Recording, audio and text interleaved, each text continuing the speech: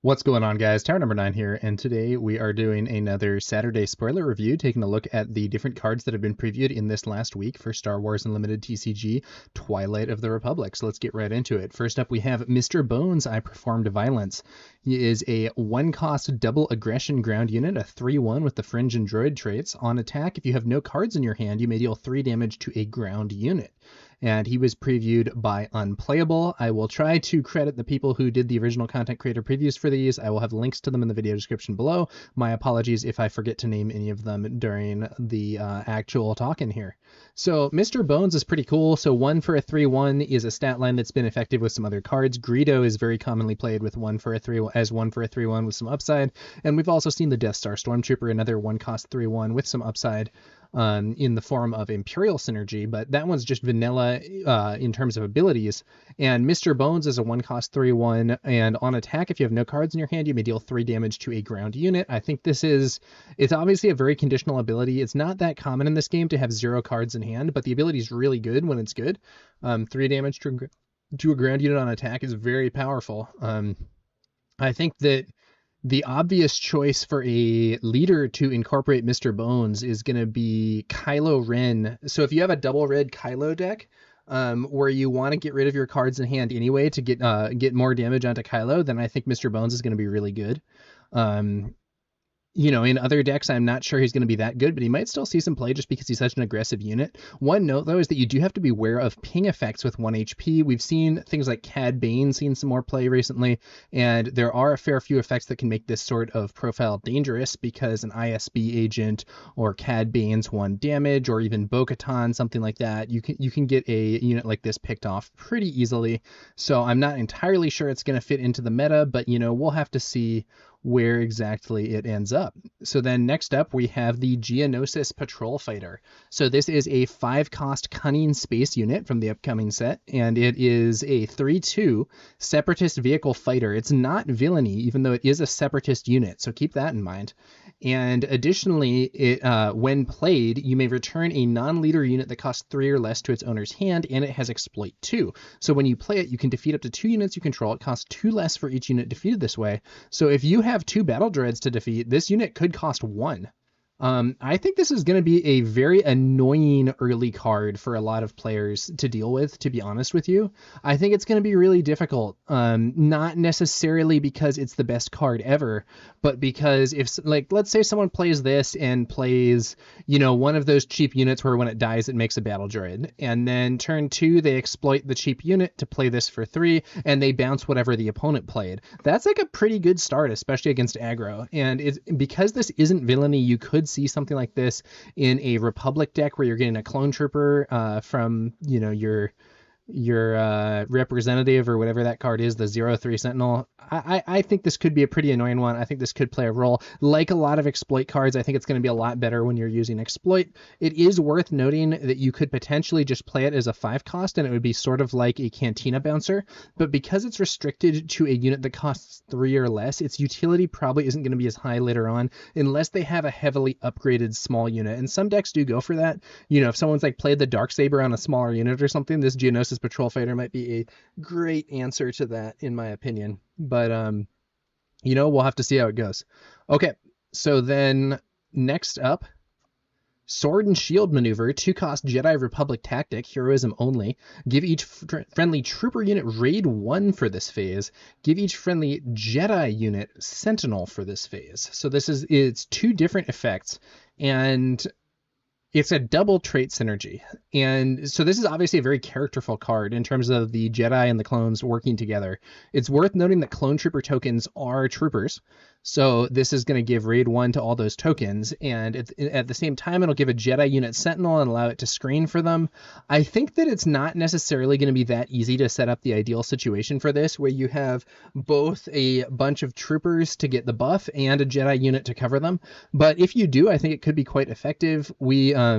We may also see something like this being used in a deck where you only have one side of the synergy. So I could see someone having few or no Jedi units, but still taking this for the potential large buff if they have a bunch of clones. But it's hard to say. Ultimately, my initial take is that this might end up being a little bit more of a characterful card than it would be a super powerful one. But I don't know. Maybe it's going to be easy enough to get clone trooper tokens on the field that something like this will end up being really strong. Hard to say. Captain Rex fighting for his brothers. This is a new leader. He is a 5 deploy leader. As an action, you can spend 2 and exhaust, and if a friendly unit attacked this phase, create a clone trooper token. He deploys on 5 resources, and he's a 2/6, which is a bad stat line, but when you're deployed, you create a clone trooper token, and each other friendly trooper unit gets +0/+1.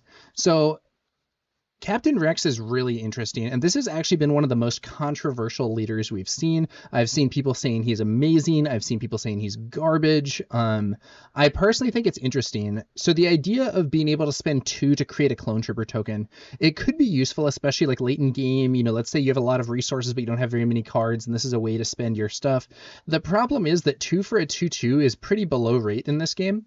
So spending 2, you could get like a 3/3 with a Battlefield Marine in these same aspects. So spending 2 for a 2/2 clone trooper token isn't going to be that good unless you have like clone or Republic synergy that's going to make it worthwhile.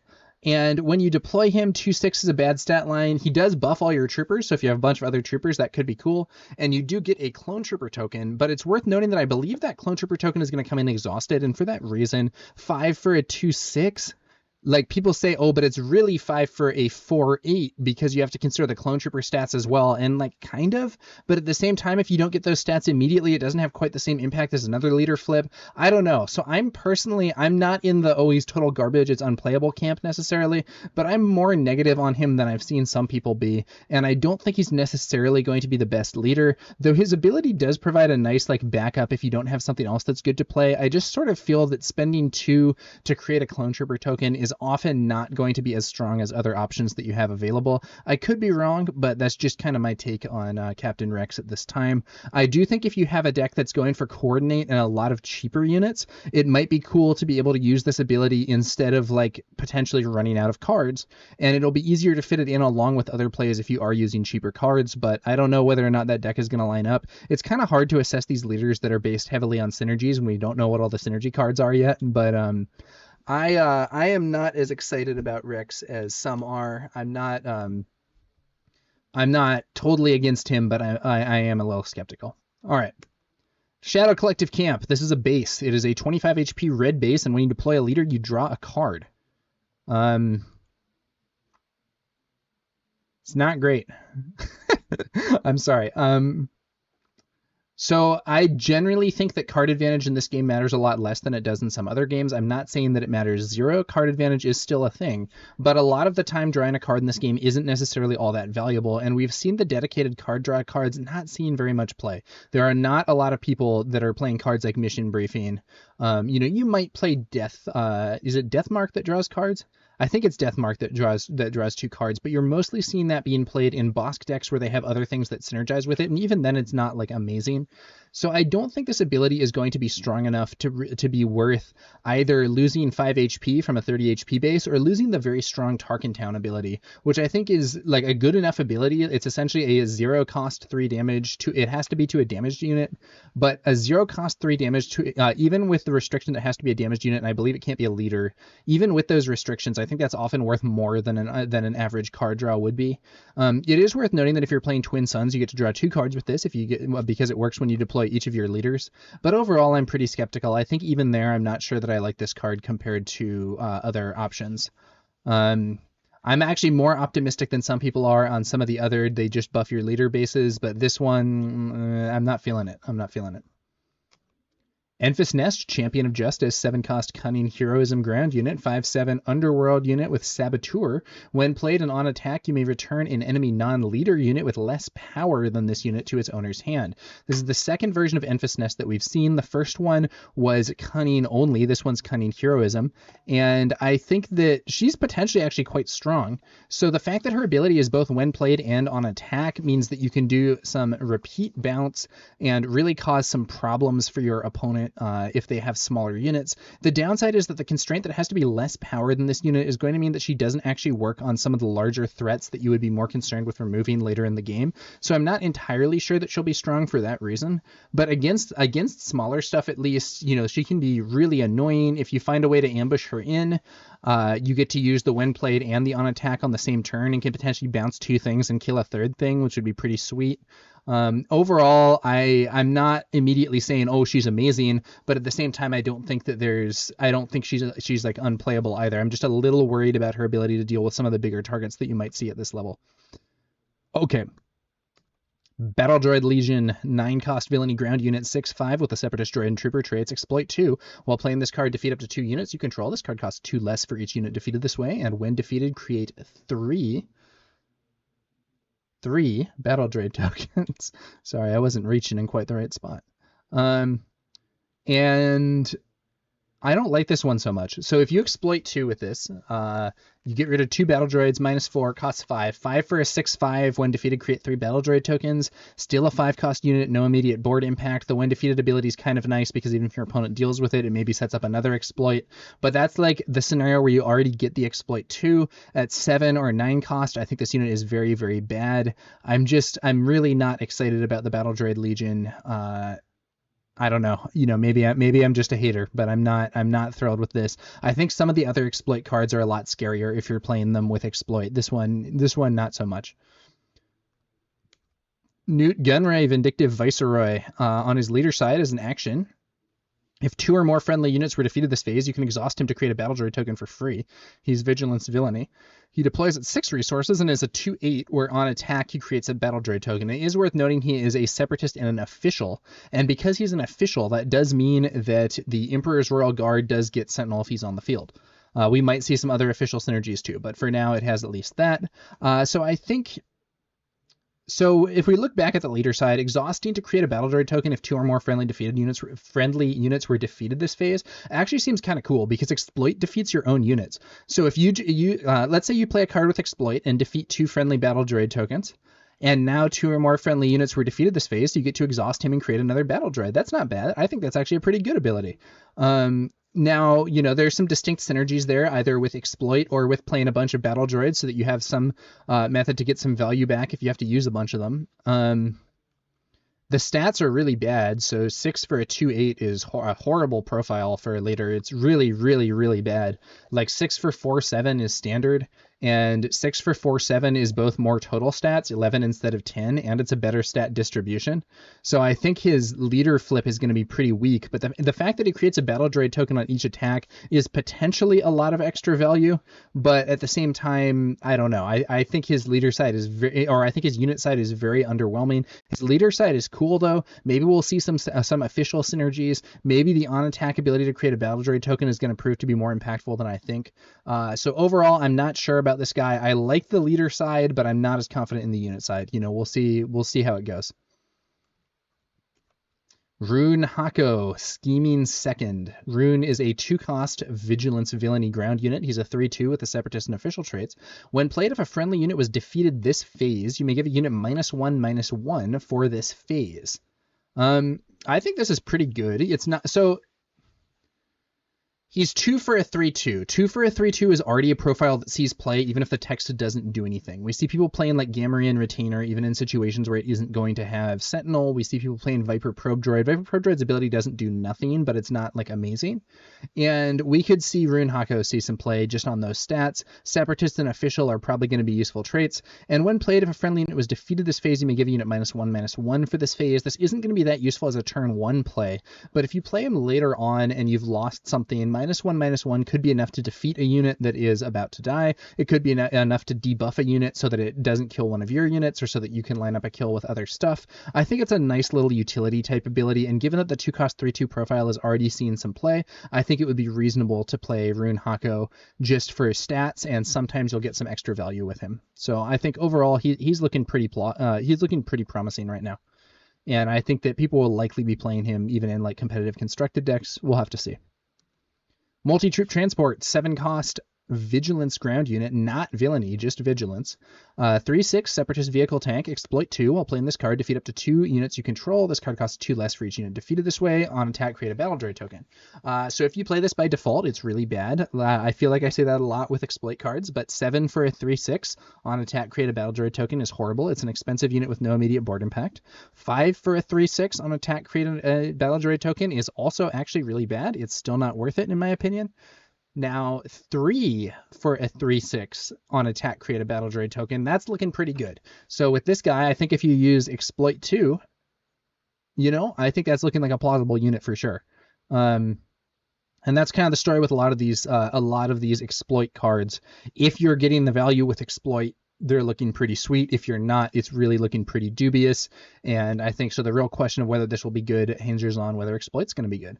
3/6 that creates a battle droid token on attack is kind of cool though. The ability to create more droids to fuel other exploit stuff and so on will also be useful for an exploit based deck. All right, next up, Nameless Valor. This is a really cool card. I like this card so much. Might be my favorite of these cards that I'm showing here. So this is a 1-cost upgrade. It is a command upgrade. Attached to a token unit, attached unit gains Overwhelm. When attacking an enemy unit, deal excess damage to the opponent's base, +2/+2. And man, it's so cool. I don't even know if this is good, but the idea with this is like, look at the art. You have your normal clone trooper token and you're going to attach this to him. And now he's a 4/4 with Overwhelm. And he's going to be that guy who like rose up from being like a background character to have his moment of heroism or whatever. It's really cool. And you can play it on a droid too. Make a droid a 3/3. It only costs 1 for +2/+2 and Overwhelm, which is actually above curve. Normally you'd be paying 2 for these stats, but the downside is of course that you only can attach it to a token unit, which means it has to be one of those clone troopers or battle droids. You're not going to be able to attach this to your leader or something like that. I want this card to be good, so I'm biased. I think it will actually be sick. I think it will be a quite relevant thing to play on clones in particular, but I could be wrong and I don't know where those decks are going to end up. I just think it's a really cool idea for a card. So yeah. Now there are 2 of them. There was a preview from comicbook.com where I think they got some of the best previews we've seen, because I really like that Nameless Valor card that we just saw. And they also got Now There Are 2 of Them, which is maybe the strongest card that we've seen previewed in this set. So this is a 3-cost cunning event. If you control exactly 1 unit, play a non-vehicle card from your hand that shares a trait with the unit you control. It costs 5 less. Now this is a legendary and it deserves it because this is a crazy strong effect. Imagine you play your turn 1 unit. It's a 2-cost unit. Turn 2 you play this, you just got a 5-cost unit on turn 2. Yeah, it costs 2 cards, but that's so good. Like, oh man, it's like, imagine you play, turn 1, you play Crafty Smuggler. Turn 2, you play Now There Are 2 of Them, ambush whatever they played with Bosk, kill it, now you have Bosk on the field. Could be crazy. There are some really strong plays that you can do with this, in my opinion. I think people will be looking at all kinds of different decks to see like what sort of options they have available with this. You can potentially use this to play huge units that share a trait with your leader on the turn that your leader deploys. There's just I think there's a lot of potential value for this. This is, I think, one of the strongest cards that we've seen previewed for this set, and I predict this is going to be a high value legendary on the secondary market because this effect is really good. I also think this card is going to look really cool in hyperspace art. So, stay tuned. Okay. Next up, this is going to be, I think we next have Malevolence. Yeah. Grievous's secret weapon, 9-cost vigilance villainy space unit. 7/7 separatist vehicle capital ship, exploit 4. So you could potentially get rid of 4 battle droids and play this for 1, which is crazy. It has restore 2, and when played, give an enemy unit -4/-0 for this phase, and it can't attack for this phase. I think this card is also very strong. So 9 for a 7/7 restore 2, when played, give an enemy unit -4/-0 for this phase, it can't attack for this phase, it's not great, but it's actually not insane. So let's take a look at Home 1. So Home 1 is a pretty good card. This card does see some play. So Home 1 is 8 for a 7/7 restore 2. Each other friendly unit gains restore 1. When played, play a heroism unit from your discard pile and it costs 3 less. Malevolence, 9 instead of 8, and the when played ability on Malevolence is probably worse than the one on Home 1, but it's not always worse. and it doesn't give restore 1 to your other stuff, but then it has exploit 4, so you can potentially bring it out much sooner. I think this is going to be a very competitive card. And I think the ability to use exploit to bring this out early and potentially cause a lot of problems for your opponent is going to be huge. When played, give an enemy unit -4/-0 for this phase, and it can't attack for this phase. That works on leaders. You can make it so your opponent's leader can't attack, and you can make it so your opponent's leader has a greatly debuffed power stat, and your other units can start attacking it without taking retaliation damage in a lot of cases. I think this is going to be a very good card. It is expensive, but it has exploit to potentially mitigate that, and unlike some exploit cards, I don't think it's totally insane to play this for 9, and I think it is going to be really strong. If, like, even an exploit 2 to play this for 5, this is a really, really good card to be bringing out at 5 resources. So I think this one is a winner, if you ask me. All right, let's get to the next. Obedient Vanguard. 1 cost, 1/1. Raid 1, this unit gets +1 power while attacking. When defeated, you may give a trooper unit +2/+2 for this phase. So it's kind of a like random trash battle droid. You know, it's a 1/1. And raid 1 does mean it can hit for 2, which is nice. When defeated, you may give a trooper unit +2/+2 for this phase. That's like kind of nice. I think this is mostly going to be sort of a fodder draft type card, but I do think that it actually does have some real use, in particular with exploit. So let's say I play this unit and then turn 2 I exploit it to play something. You know, I can potentially, like if I played like 2 of these and then I use one of them to exploit and play something next turn, I can use its ability to buff the other one, or I can buff some other unit as long as it's a trooper. And I don't think this can work on the card that you just played with exploit, because I don't think it's played at the time this is defeated. I could be wrong, but the utility of giving that unit +2/+2 wouldn't necessarily be that high, even if you could, because it would come in exhausted. So I don't know for sure about that timing, but I think that overall this is like mostly a fodderish card that has some nice additional upside in specific situations. And ultimately, I think it'll probably see play at least in limited. It might end up being good enough when defeated to see play in exploit-based decks as well. I'm not really sure. At least it swings for 2. I don't know. It could be worse, but it could also be a lot better. I would probably rather just have a straight 1 cost 3/1, which also exists in the game. So overall, I'm not too thrilled with the Obedient Vanguard, but the when defeated ability could be interesting in the right scenario. I will point out that not very many leaders are troopers, which is also relevant. I think Iden is, but I don't think Iden wants to play cards like this. So that is something to consider. But, you know, you could potentially put this in a Captain Rex deck. It doesn't have a villainy trait. It'd be kind of funny from Captain Rex getting buffed from a friendly battle droid dying, you know, but we'll see what happens with this one. And that was previewed by Echo Based Gaming. Next up, we have the Droid Cohort. It's a 1 cost cunning upgrade. Attached unit gains when defeated. Create a battle droid token, and it gives +1/+1. So this is a nice upgrade. I actually quite like this. So 1 for a +1/+1 upgrade with some other small upgrade or synergy is totally a thing that exists. We've seen things like Snapshot Reflexes, where it's 1 for +1/+1 and you get to attack, or Infiltrator Skill, 1 for +1/+1 and you get Saboteur. Droid Cohort is 1 for +1/+1, and then you get that battle droid token when defeated, and that also means that one of the downsides of upgrades is mitigated. So one of the problems with upgrade cards is that it gives your opponent free 2-for-1s sometimes. So like if you upgrade your unit with a card and then your opponent removes it with a card of their own, they just got 2 of your cards for 1.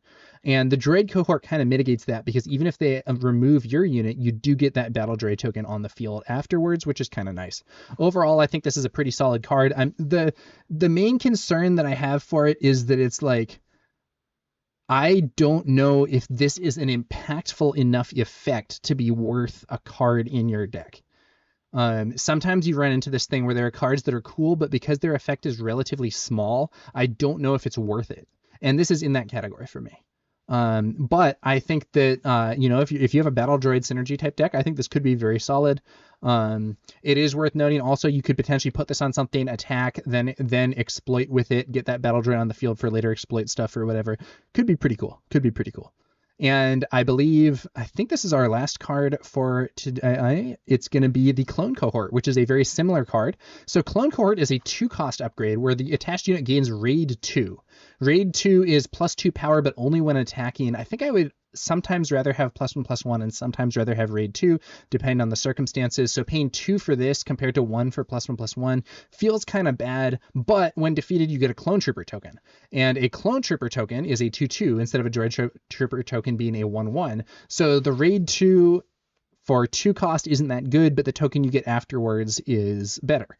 Overall, I think that this is probably going to be in a similar place to the other one. I actually like the other one a bit more because I like 1 cost upgrades to kind of fill a gap in the curve more than I like 2 cost upgrades. I would probably rather just play a 2 cost +2/+2 upgrade than this, but maybe I'm wrong. I don't know. Maybe the clone trooper token is going to be a lot of value. So I think both of the cohort upgrades are at least potentially good in decks that have synergies around those tokens. And it'll be interesting to see whether or not they're impactful enough to be worth card slots. That being said, I believe that is the end of the week's previews here with those last cohort things.